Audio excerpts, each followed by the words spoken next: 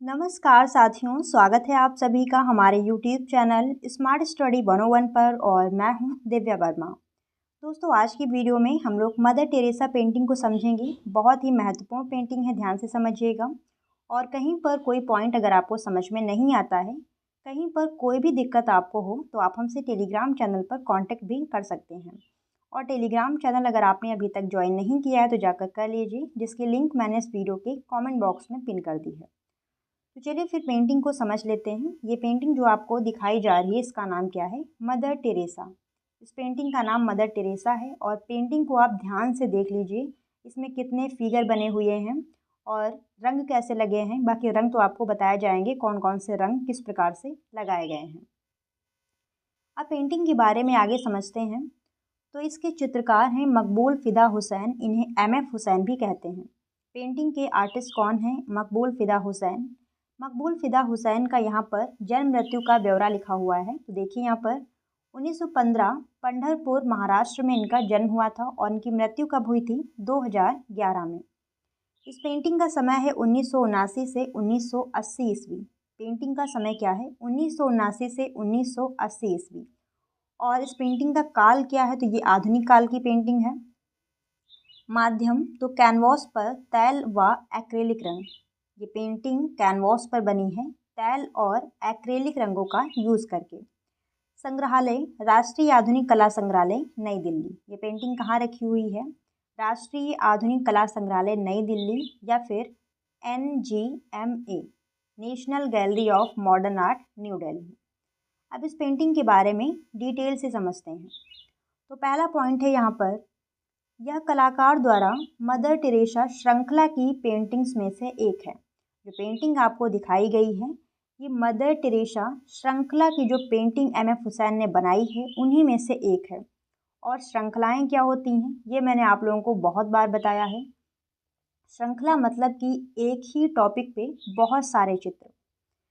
उनके अपने शब्दों में, वह आधुनिक मैडोना थी जिन्होंने गरीबों और बेसहारा लोगों को अपना बना लिया। क्योंकि वह एक कालातीत व्यक्तित्व हैं, मैं उन्हें चित्रित करते हुए कभी नहीं थकूंगा। ये लाइनें MF हुसैन ने मदर टेरेसा के लिए कही हैं। अब नेक्स्ट पॉइंट है यहाँ पर, ख्याति प्राप्त इस चित्र में विश्व प्रसिद्ध ममतामयी मदर टेरेसा तथा उनकी संस्थाओं द्वारा किए जा रहे मानवीय संवेदनाओं से परिपूर्ण विभिन्न कार्य रूपों को दर्शाया गया है। अब इस चित्र में क्या दिखाया गया है, तो वो तो आप नाम से ही समझ के, मदर टेरेसा मतलब कि मदर टेरेसा से संबंधित कोई चित्र है।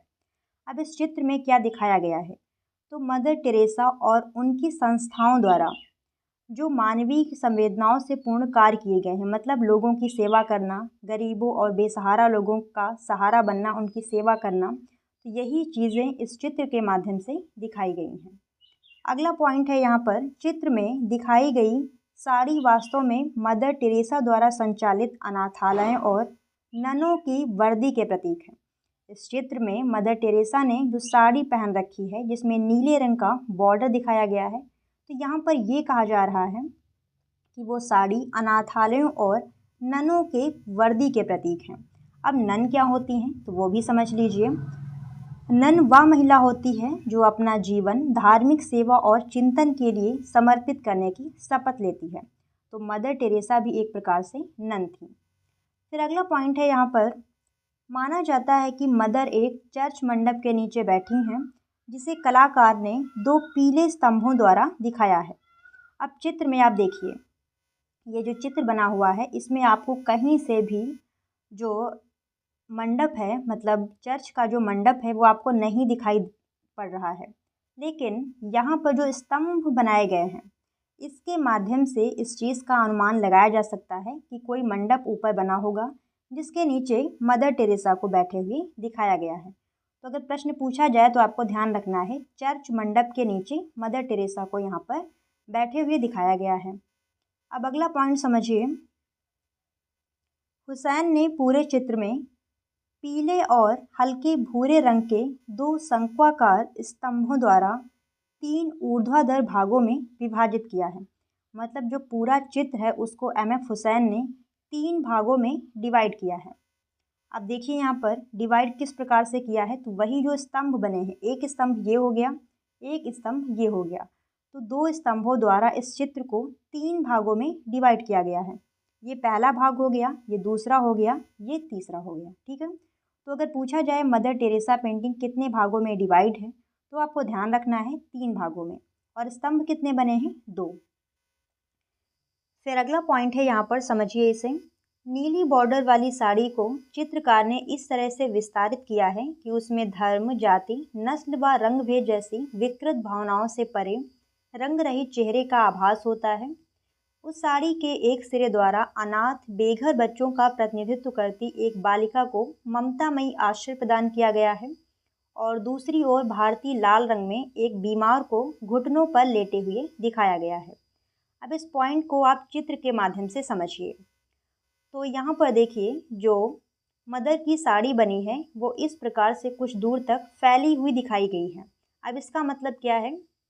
तो इनकी साड़ी एक प्रकार से जो अनाथ, बेघर और लाचार गरीब लोग हैं, अब वो किसी भी धर्म के हों, किसी भी नस्ल के हों या फिर किसी भी रंग के हों, सबके लिए बराबर रूप से वो उनका यहाँ पर मतलब आश्रय के रूप में दिखाई गई है। आश्रय के प्रतीक के रूप में ये साड़ी इनकी दिखाई गई, मतलब सबके लिए यहाँ पर एक जैसी भावना है।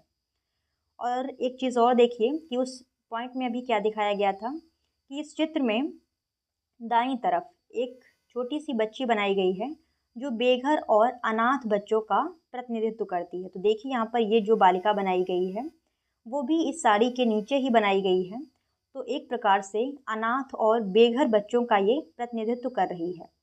और एक बीमार व्यक्ति जो यहाँ पर लेटा हुआ दिखाया गया है जो कि भारतीय लाल रंग में है। तो आपको ध्यान रखना है कि जो बीमार व्यक्ति, ये जो मदर हैं, उनके घुटनों पर लेटा हुआ दिखाया गया है, ये कौन से रंग में है? तो भारतीय लाल रंग में है। अब अगला पॉइंट समझिए। यहाँ पर मदर बीमार व्यक्ति के शरीर पर सुरक्षात्मक रूप से धीरे से झुक रही हैं। मदर को बीमार व्यक्ति के ऊपर सुरक्षात्मक रूप से धीरे से झुकते हुए दिखाया गया है। जो आप चित्र में देख लीजिए एक बार तो आपको अच्छे से क्लियर हो जाएगा। यहाँ पर देखिए, बीमार व्यक्ति जो लेटा हुआ है इसके ऊपर मदर को हल्के से झुका हुआ दिखाया गया है। चलिए आगे समझिए। 1 सेकंड। फिर आगे क्या दिया हुआ है? बाईं ओर फैली हुई हथेली कुछ हद तक अभय मुद्रा के समान है जो ज़रूरतमंदों को आशा, धैर्य तथा हिम्मत रखने का संकेत देती हुई प्रतीत होती है। अब यहाँ पर मदर का जो दाहिना हाथ बनाया गया है ये अभय मुद्रा में है। देखिए यहाँ पर ये किस प्रकार से है, अभय मुद्रा में ये दाहिना हाथ बनाया गया है जो बीमार व्यक्ति को संयम और धैर्य देने के प्रतीक के रूप में चित्रित किया गया है। फिर अगला पॉइंट समझिए। यहाँ पर फिर आगे दिया हुआ है, चेहरे के स्थान पर ढके हुए सिर हैं। आपको ध्यान रखना है कि जो मदर टेरेसा की पेंटिंग है उसमें चेहरे के स्थान पर क्या है? ढके हुए सिर हैं, जिसके नीचे काला रंग पृष्ठभूमि में विलीन होता जा रहा है। अब देखिए इसमें चित्र में, देखिए चित्र में आपको बार बार इसलिए दिखा रही हूँ ताकि जो भी पॉइंट आपको समझाए जा रहे हैं वो आप पेंटिंग से रिलेट कर पाएँ। तो देखिए यहाँ पर पृष्ठभूमि में जो काला रंग बनाया गया है वही चेहरे पर भी है, लेकिन जो साड़ी है वो इस तरीके से दिखाई गई है कि आपको लग रहा है कि यहाँ पर चेहरा बना हुआ है। और चेहरे कैसे हैं? काले रंग में हैं। जैसे आपने अमृता शेरगिल की पेंटिंग में चेहरे देखे थे उसी प्रकार से इसमें भी बनाए गए हैं। और एक महत्वपूर्ण पॉइंट, ये पेंटिंग कैसी है? तो ये प्रतीकात्मक रूप में बनाई गई है। ध्यान रखिएगा या फिर ये पॉइंट आप नोट कर लीजिए, ये पेंटिंग प्रतीकात्मक रूप में बनाई गई है। फिर अगला पॉइंट समझिए। यहाँ पर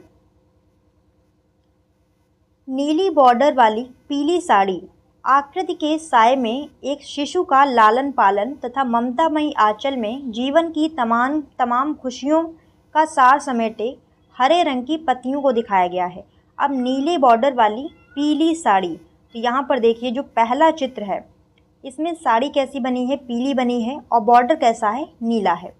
तो नीले बॉर्डर वाली पीली साड़ी में एक छोटे से शिशु का लालन पालन होता हुआ दिखाया गया है और यहाँ पर हरे रंग की कुछ पत्तियाँ भी बनी हुई हैं। और अगला पॉइंट समझते हैं। नेक्स्ट पॉइंट क्या कह रहा है? चित्र में एम.एफ. हुसैन ने यूरोपीय पुनर्जागरण चित्रकला व मूर्तिकला के तत्वों का उपयोग किया है। ये पॉइंट महत्वपूर्ण है, ध्यान रखिएगा। इस पेंटिंग में जो M.F. हुसैन हैं, उन्होंने यूरोपीय पुनर्जागरण चित्रकला व मूर्तिकला के तत्वों का उपयोग किया है। उदाहरण के लिए माइकल एंजेलो की पेंटिंग पिएटा।